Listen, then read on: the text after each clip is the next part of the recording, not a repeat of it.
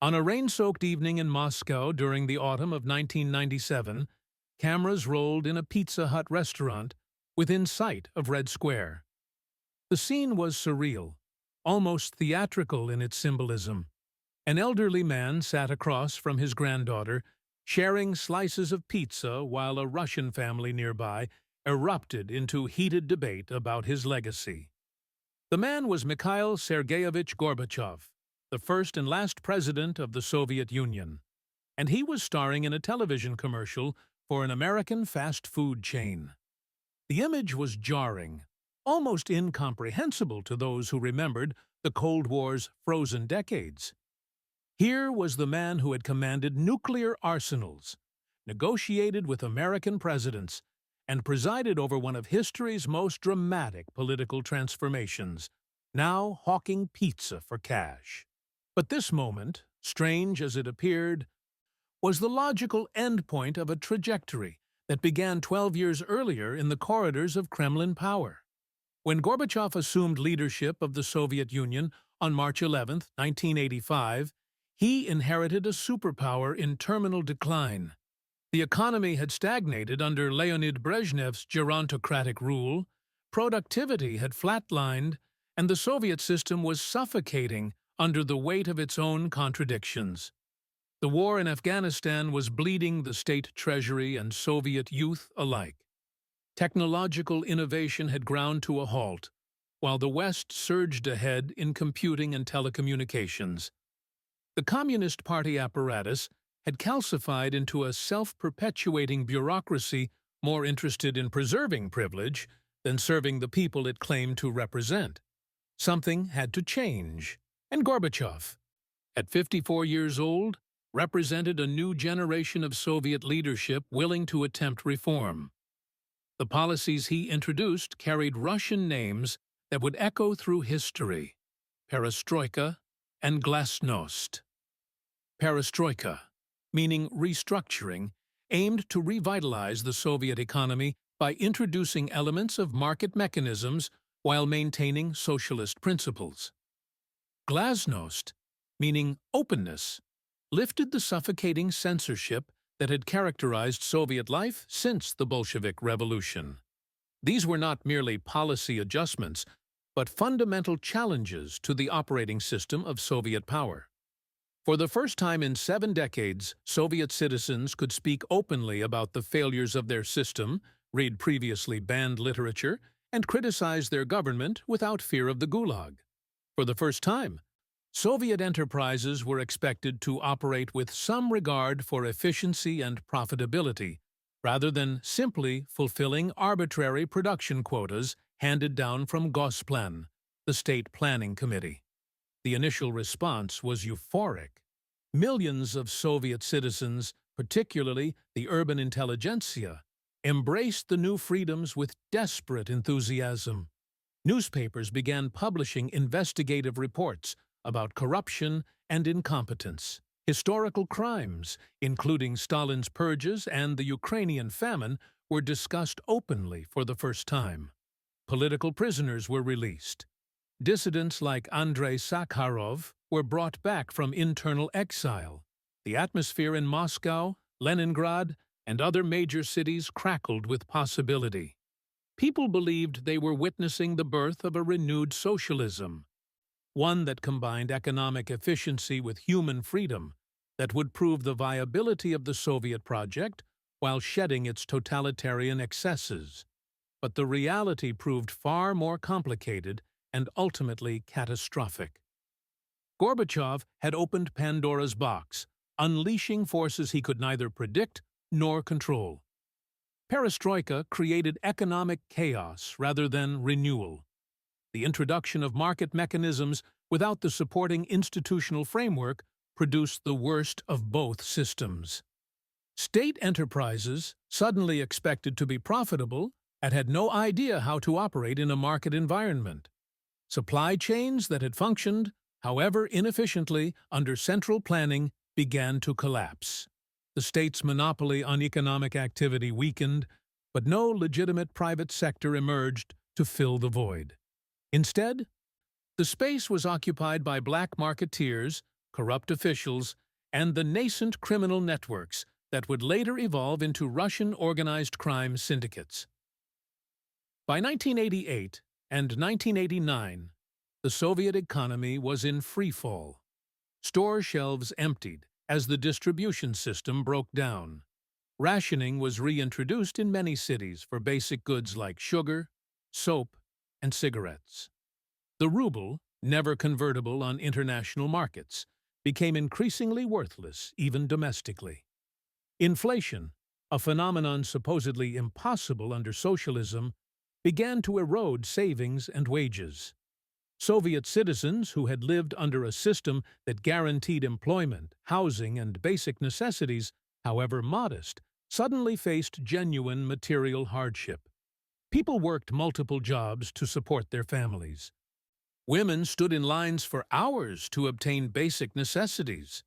The social contract that had sustained Soviet power, trading political freedom for economic security, had shattered, and nothing coherent had emerged to replace it. Glasnost, meanwhile, unleashed nationalist movements across the Soviet Empire that had been suppressed for generations. The Baltic republics of Estonia, Latvia, and Lithuania, forcibly incorporated into the USSR under the secret protocols of the Molotov-Ribbentrop Pact in 1940, began demanding independence. In the Caucasus, ancient ethnic conflicts between Armenians and Azerbaijanis over Nagorno-Karabakh erupted into violence. Ukraine, the second-largest Soviet republic, began asserting its distinct identity.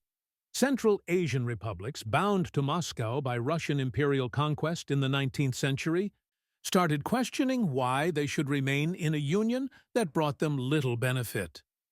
The multinational Soviet state, held together by Communist Party discipline and the threat of force, began to fracture along ethnic and national lines. Gorbachev's response to these challenges was consistently contradictory. He genuinely believed in reform, in creating what he called socialism with a human face. But he was also a product of the Communist Party system and could not imagine the complete dissolution of Soviet power. He would authorize force to suppress nationalist movements in Lithuania and Georgia, then pull back when the international condemnation became too intense. He would introduce economic reforms, then retreat when they produced instability. He would promise the Soviet republics greater autonomy, then resist when they demanded genuine independence. This constant vacillation satisfied no one and eroded his authority from all directions. In international affairs, Gorbachev achieved what many considered impossible. He negotiated arms reduction treaties with the United States, including the Intermediate-Range Nuclear Forces Treaty signed with Ronald Reagan in December 1987, which eliminated an entire class of nuclear weapons. He withdrew Soviet forces from Afghanistan in 1989, ending a brutal 9-year occupation.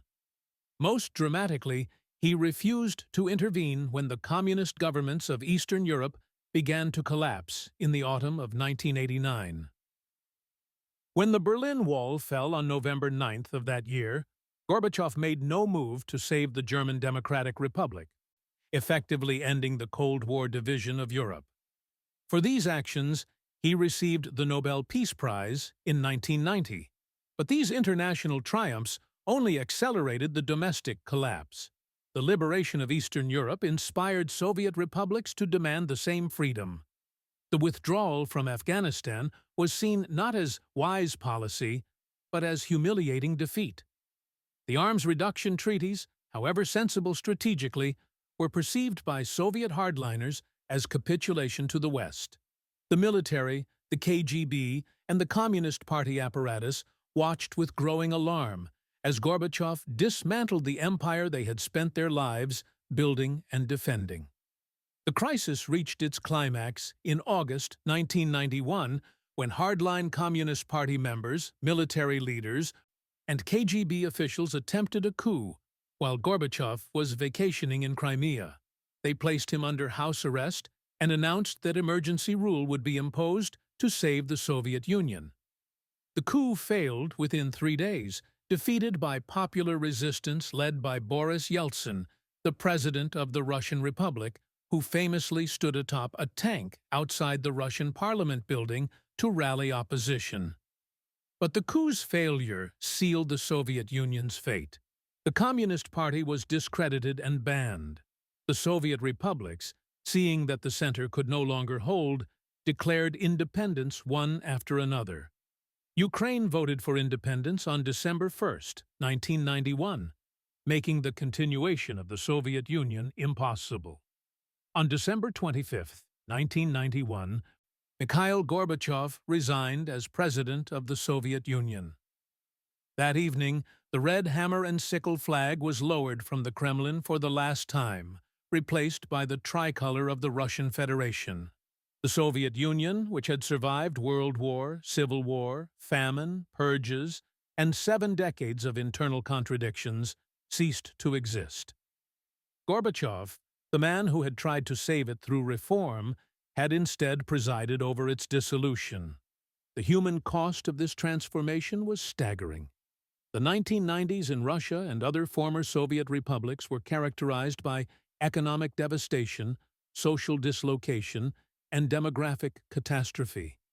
GDP collapsed by approximately 40% in Russia between 1991 and 1998, a decline steeper than the United States experienced during the Great Depression. Life expectancy for Russian men fell from 64 years in 1990 to 58 years in 1994, a peacetime demographic collapse unprecedented in an industrialized nation. The state-owned economy was privatized in a chaotic process that transferred vast wealth to a small group of well-connected individuals who became known as the oligarchs. Pensions became worthless as inflation destroyed savings. The social safety net collapsed. Crime exploded as the state's monopoly on violence weakened and organized criminal groups filled the vacuum. For millions of Russians, this catastrophe was directly attributable to Gorbachev. They saw him not as a reformer who tried to improve a failing system, but as a traitor who destroyed a functioning superpower. They remembered the Soviet Union not for its repression and inefficiency, but for its stability, predictability, and guaranteed employment. They blamed Gorbachev for the humiliation of watching their country dismembered, for the poverty and chaos of the Yeltsin years, for the loss of superpower status. The fact that he had won international acclaim and the Nobel Peace Prize only intensified their resentment.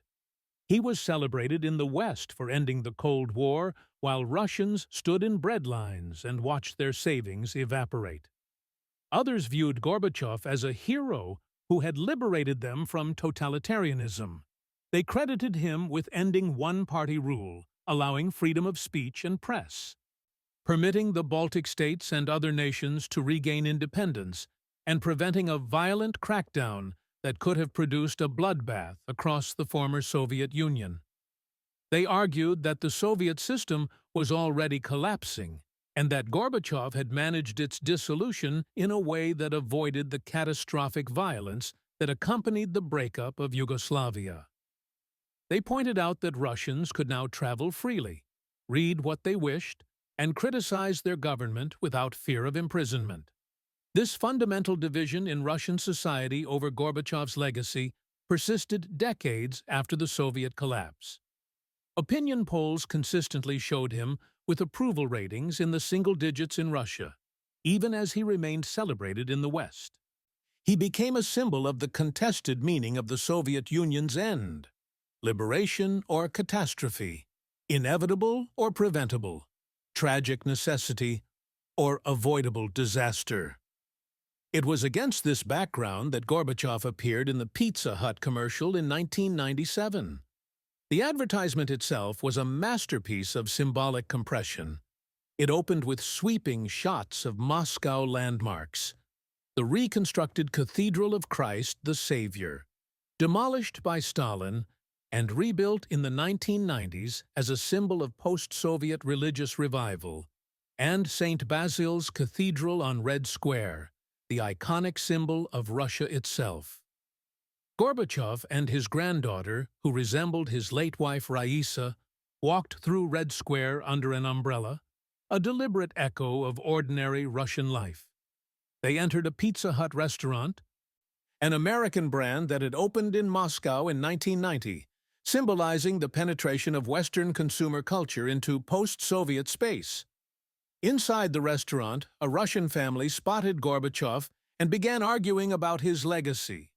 An older man complained about economic confusion and political instability. A younger man countered with opportunity and freedom. An elderly woman ended the debate by noting that because of Gorbachev, they had many things, including Pizza Hut. The family then united in a toast. Hail to Gorbachev! The commercial was both clever and deeply cynical. It acknowledged the genuine division in Russian society over Gorbachev's legacy, while suggesting that consumer capitalism, represented by pizza, could transcend these divisions. It reduced complex historical trauma to a debate resolved by American fast food. The commercial was produced because both parties needed something from each other. Gorbachev required funding for his post-Soviet projects, particularly the Gorbachev Foundation, which he had established in 1991 to conduct research on social, economic, and political problems, and Green Cross International, founded in 1993 to address environmental and security challenges. Without a government pension adequate to his ambitions, and with limited earning potential in Russia where he was widely despised, Western commercial endorsements offered a solution. Pizza Hut, meanwhile, was expanding aggressively into post-Soviet markets and wanted advertising that would resonate with Russian consumers while building brand recognition. They had a strategy of using globally recognized figures in their campaigns, including Muhammad Ali, to suggest that Pizza Hut brought people together across cultural and generational divides. The advertisement generated enormous attention, both positive and negative. In the West, it was seen as quirky and somewhat amusing, a symbol of how completely the Cold War had ended when the former Soviet president was selling American pizza. In Russia, reaction was far harsher. Many saw it as confirmation of Gorbachev's betrayal, proof that he had sold out his country for Western money. The image of the last Soviet president hawking consumer products was used to argue that he had always been in the pay of Western interests, that the destruction of the Soviet Union had been deliberate treachery rather than failed reform. Even those sympathetic to Gorbachev found the commercial undignified and sad, a symbol of how far he had fallen from global statesman to corporate pitchman. 10 years later, in 2007, Gorbachev appeared in another high-profile Western advertisement, this time for the French luxury brand Louis Vuitton. Photographed by the renowned Annie Leibovitz, the campaign featured Gorbachev sitting in the back seat of a car passing the remnants of the Berlin Wall, with a Louis Vuitton bag beside him. The advertisement was part of a series celebrating travel and featuring global icons including the French actress Catherine Deneuve and tennis champions Andre Agassi and Steffi Graf.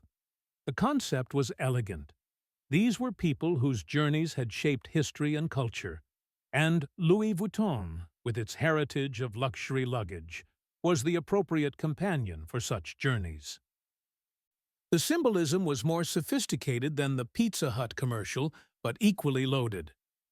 Gorbachev was positioned next to the Berlin Wall, the most potent symbol of Cold War division, which had fallen in November 1989, largely because he had refused to intervene militarily to save the communist government of East Germany. The advertisement celebrated him as a liberator, the man whose policies had enabled German reunification and the end of Europe's division. The Louis Vuitton bag represented not just luxury, but the rewards of this liberation: travel, freedom of movement, access to Western consumer culture that had been denied to Soviet citizens for 7 decades. Louis Vuitton announced that it had made donations to Green Cross International as part of the arrangement, though it did not disclose the amount. This was a more dignified framing than the Pizza Hut deal. Gorbachev was not simply selling products, but using his celebrity to raise funds for environmental and humanitarian work. Pavel Palachchenko, Gorbachev's longtime interpreter and head of the Gorbachev Foundation press service, later confirmed that both advertising campaigns were directly connected to the need to finance the organizations Gorbachev led, the Gorbachev Foundation and Green Cross International. These commercial appearances revealed the strange afterlife of Cold War leaders in the post-Soviet era. Unlike American presidents, who could command enormous speaking fees and book advances, Gorbachev had limited earning potential. He was reviled in Russia, where his speaking appearances often generated protests, and while respected in the West, he lacked the charisma and English fluency that made figures like Lech Walesa or Václav Havel successful on the international speaking circuit. His foundation work required funding, and Western corporations offered a solution. The arrangement was transactional. Gorbachev provided celebrity endorsement and historical legitimacy, while the corporations provided money for his projects and enhanced their own brands by association with a Nobel laureate and historical figure. But the deeper significance of these advertisements lies in what they revealed about the transformation of politics and history into commodities in the post-Cold War era. Gorbachev's appearance in commercial advertising represented the complete triumph of consumer capitalism over Soviet ideology. The man who had led the Communist Party of the Soviet Union, an organization theoretically dedicated to the overthrow of capitalism worldwide, was now selling luxury goods and fast food produced by multinational corporations.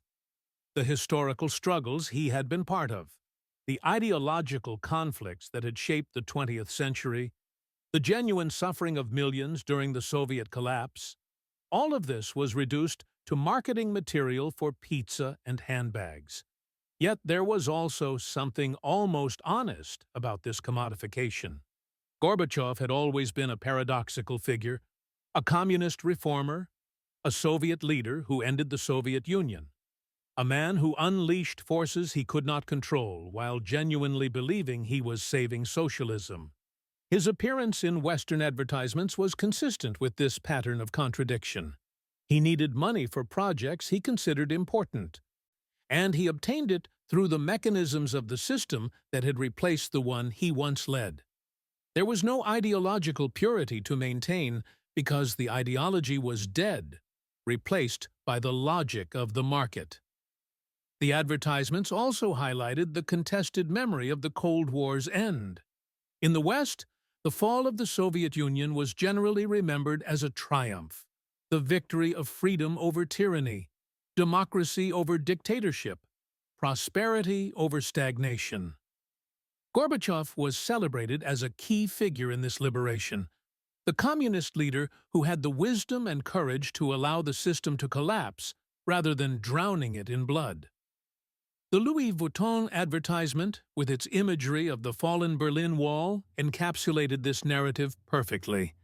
In Russia and much of the former Soviet Union, the memory was far more ambiguous and often bitter. The 1990s were remembered as a time of chaos, poverty, and humiliation. The Soviet Union's collapse was seen not as liberation, but as catastrophe, the destruction of a superpower and its replacement with a weak, impoverished state dominated by oligarchs and vulnerable to Western pressure. Gorbachev was blamed for this disaster, and his appearance in Western advertisements was seen as proof of his complicity. The fact that he was celebrated in the West while Russians suffered only confirmed the suspicion that he had been working for Western interests all along. This divergence in historical memory had profound political consequences. The humiliation and chaos of the Yeltsin years created the conditions for Vladimir Putin's rise to power. Putin built his political legitimacy on promises to restore Russian strength and dignity, to reverse the perceived humiliations of the 1990s, to make Russia respected and feared again on the world stage. His increasingly authoritarian rule, his confrontations with the West, his annexation of Crimea in 2014, his intervention in Syria, all of these actions were rooted in a determination to reverse what he and many Russians saw as the catastrophic legacy of Gorbachev's reforms. Gorbachev himself lived long enough to see this reversal. He remained president of the Gorbachev Foundation and continued to speak on international issues, though his influence was negligible. He occasionally criticized Putin's authoritarian turn, but also supported some of his actions, including the annexation of Crimea, revealing the enduring nationalism beneath his reformist image. He expressed regret about aspects of how the Soviet transition unfolded, but never fully acknowledged the scale of suffering his policies had unleashed. He remained convinced that reform had been necessary and that the Soviet system's collapse was not his fault, but the result of deeper structural failures. The image of Gorbachev in those advertisements, selling pizza and luxury bags, became a symbol of the post-Cold War era's contradictions. The triumph of consumer capitalism, the commodification of history, the contested memory of political transformation, and the vast gulf between how the Soviet Union's end was perceived in the West versus in Russia itself. They represented both the absurdity and the tragedy of that historical moment. When a man who had commanded nuclear weapons and negotiated with superpowers was reduced to hawking consumer goods to fund his charitable foundations. They showed how completely the ideological certainties of the 20th century had dissolved into the commercial logic of the 21st, where everything, including history itself, was for sale to the highest bidder.